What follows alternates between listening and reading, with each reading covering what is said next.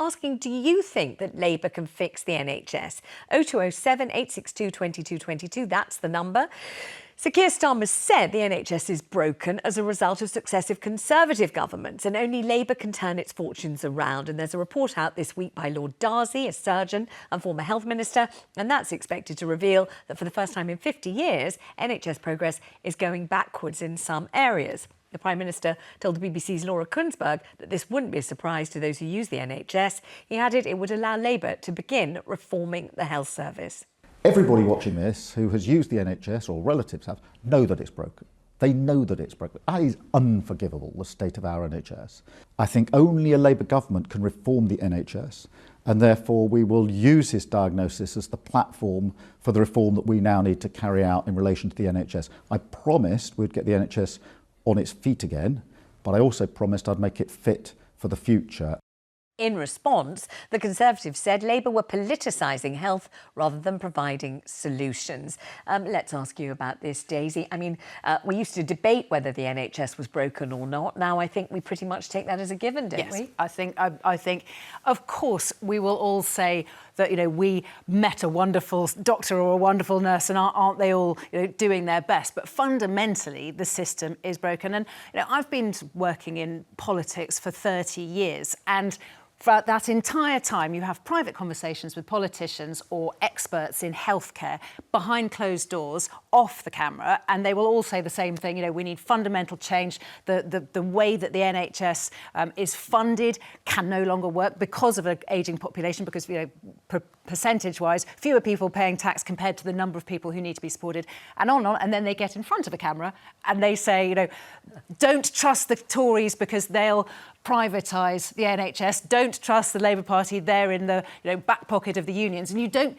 get anywhere with this, you know, constant fibbing to the public about what you think in private. And I think that actually, yes, the Labour Party probably is the party that can do it, because I think if the Conservatives, as we saw for the last 14 years, every time the Tories try to do something brave for the NHS, they get hit over the head by opposition parties who are claiming that they're heartless and they want to, you know, defund the NHS, which isn't the truth and is a cheap shot. So Labour, I think, probably could put an element of privatisation into the NHS, which is what I personally think has to happen, even though it's going to be unpopular. Do you agree? Do you think that's what's needed as a life raft for a broken NHS? Privatisation in some departments? Let's get to the point. The NHS is absolutely broken. The Labour Party can't fix it. The Conservative Party can't fix it. The Liberal Democrats cannot fix it. And they cannot fix it because they will not deal with this fundamental thing, is that culturally the whole thing is a mess. All of the things that you've just indicated, that we cannot afford it. And until we as a society grasp that nettle, that we have to rethink it. I'm not trying to say we shouldn't have one. It's to rethink it, to see how we use it. Is the rethinking to take you along the lines of some privatisation? Or is the rethinking completely different? What, you say the culture needs to be smashed, but into what? Well, what would you do? So there are certain things that the NHS can no longer afford. There's certain things you should not be having on the NHS. We have to make a big distinction between what you have on it and what you then do privately. Well, I don't know in terms of, I think for me, the NHS is basically primarily there for emergencies. If it's things you want done out of choice, I don't necessarily think that should be down to the NHS. And I think that's... But that's a tiny fraction. Most people don't have operations or procedures out of, as you say, choice. Yeah. And most people who have any kind of cosmetic surgery or that kind of thing will end up paying for it themselves. They might try to get it on the NHS. It will be a great difficulty if they do. I don't but what I'm saying is, if you think that's going to rescue the NHS, that's a minuscule fraction of the cost. Saying what's going to rescue it is a totally different attitude. Is that the people who work in the NHS, in terms, they have to change their cultural attitude. We as patients, I think it is a nonsense in this day and age that we don't even have access on our phones of our own medical records. Well, you can have access to your own medical records now. But the issue, I think, is lack of long-term thinking, lack of long-term policies, and always thinking about where's the next vote coming from and what's going to be most popular. You need to take the politics out of it. I completely have agreed with politicians who, for the last 30 years, have said, let's have some sort of cross-party coalition where we stop. But, of course, some people can't do that, particularly in the Labour Party in the past, because they feel that they will get votes at general election for people who want to could I just look give you- after the NHS. Can I ask so you they something? won't take. Is it true that you have said that you don't think that people ought to be able to go to A&E? Yeah, I was going to give you a personal Yes. example. Why just not? about 6 weeks ago, I went in to have one of these scans, okay? And I thought it was really good and it was very, very efficient. And then I got my appointment 6 weeks later, rang up to say, oh, we can't find your record. You know, things like that should not be happening in the system, so I had to make another appointment, and that's going along.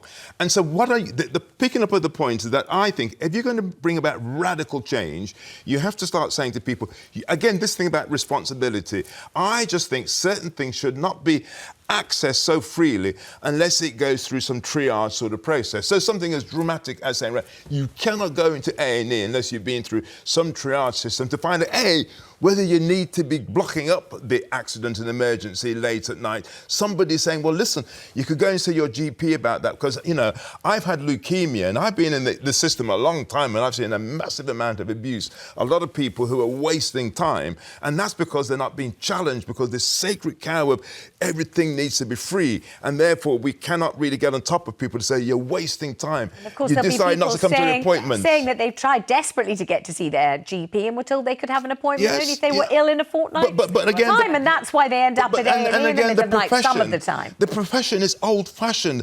They're actually, you know, when I can remember being discharged, told in the morning you're discharged from the hospital and getting discharged 10 hours later because of the protocols. Yeah. That sort of nonsense, and it's to do with their practices within the whole system. But there's so much. I mean, you talked about IT. Then we all know the biggest Whitehall white elephant waste of money was trying to invest in IT for the NHS. Absolutely. The NHS is the biggest employer in Europe. That's a nonsense. It is. It shouldn't be so big, so expensive, so stodgy, so out of date. But it needs radical change, and that's going to need some real political courage. Well, Health Secretary Wes Streeting yesterday outlined the difficulties facing Labour if they are to slash waiting lists and make sure the NHS hits its key pledges. These include limiting A&E waits to 4 hours, gosh, imagine that, and making sure people suspected of having cancer are treated within 62 days. This is what happened when he was challenged by Sky News presenter Trevor Phillips to slash waiting lists. Would you like to commit to bringing that graph down so that waiting lists are below pre-pandemic levels by the end of your term of office? Well, I'd certainly like them to see them come down faster. We've committed to return the NHS by the end of this Parliament to the constitutional standards we expect. NHS waiting lists will need to be millions lower by the end of this Parliament, and that's why what that chart shows, which is the status quo, is not tolerable or acceptable. Let's ask Jim in Manchester if he thinks Labour can fix the NHS. Hello, Jim. Thanks for ringing. Good morning, Vanessa. Morning. First of all, may I just say that I do speak with some authority, having worked for the NHS for almost 30 years and experienced the NHS as an employee and as a patient. Yes. And I agree with some of the points from both of you guests that the NHS needs to stop being used as a political football. I think we can discount what the Prime Minister says because, without sounding cynical, he's chasing votes. We don't need gimmicky pledges. We need reform of an institution that, again, as like the gentleman on your panel says, it's not been fit for purpose for some years. The pressures on it now are too great. You've got a culture that fails to address some of the basic problems, and it might be too sensitive to sort these things out. But until we get this reform, and we get, it's too valuable to be under the control of one political party. But Jim, let me pick your brains. You're somebody with 30 years' experience working inside the NHS. Let's imagine they had the guts to appoint you to be at the helm of reform. What, from the inside, do you think needs reforming first? What would your priority be? I think the first thing, in order to implement what needs to be done, you need to look at the management structure. And again, it's a cliche, we've heard it for years. It is top heavy. You've got too many ridiculous posts that aren't accountable, that fail to deliver, that cost a lot of money. I left the ambulance service 5 years ago. The ambulance service in Greater Manchester formed with other services with the intention of being leaner and cutting management costs. And instead, you've got more directors, assistant directors, managers, sector managers. And, you know, I've had experience. I used to work for the Commission for Health Improvement. You go and ask these people what they do in a working day, and it's a tumbleweed moment. I mean, they can tell you what's on the job description, but you ask them what they actually do in terms of productivity, and you just get a blank face. Jim, what would you say? What would you say, Jim, if I were to ask you about, you know, the ambulances that do their job, they pick up the patient who's obviously in the throes of some kind of horrible emergency, rush to A&E with the patient, and then stay on the forecourt of the hospital for hours and hours and hours because the beds are not available. And I said to you, is this a matter of a failure of social care, which is also broken? Where would your priority be in addressing whatever it is that you think is most wrong? Yeah, I think you make a good point there, and it's a very complicated issue to tackle. I think we need to look at the culture where people go to A&E for things that could be sorted out by their pharmacist or the GP, again, if they've got access to a GP. But we seem to have this attitude nowadays with the younger generations that everybody wants a quick fix.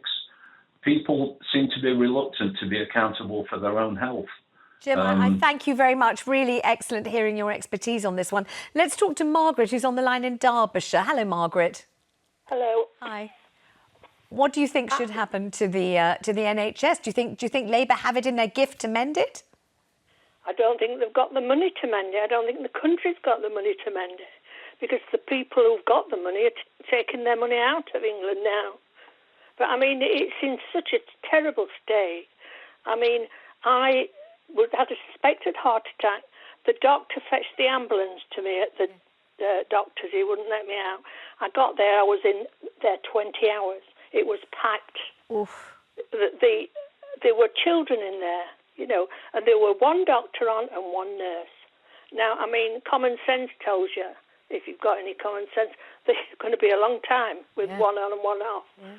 But they just wanted it private, and now it's going to cost billions to put it right. OK, so I'm going to ask, first of all, I hope you're all right. Are you? And secondly, good.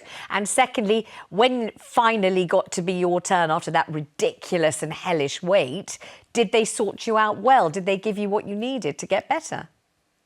Well, they had to help me, yes. You know, they were very good. You know, but I mean, every Hallamshire Hospital, the Northern General, they were in exactly the same position. They'd got that many waiting to be seen. And there were children in there crying, and it's so upsetting to see it. Very upsetting. You know, and no staff. Margaret, thank you so much. And some people say they go to A&E, they wait 7 hours, 10 hours, and then they just think, oh, for goodness sake, I can't stand another minute, and they go home and give up. Let's talk to Susan in Birmingham. Hi, Susan. Hi, Vanessa. Hi. What do you think about the NHS? Do you accept that it's broken, and can Labour fix it?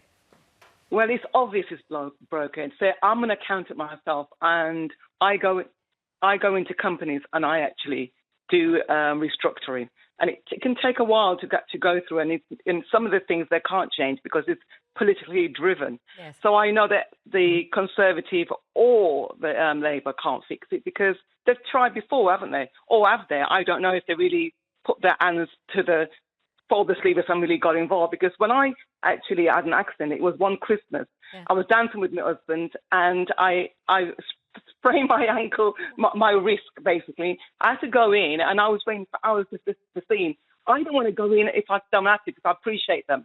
This person was there drunk and screaming and swearing at the nurses, and they do a damn good job. And you've got these thugs going in there to see because they're falling over, hurt themselves, and they're causing more pressure on the NHS. It's terrible.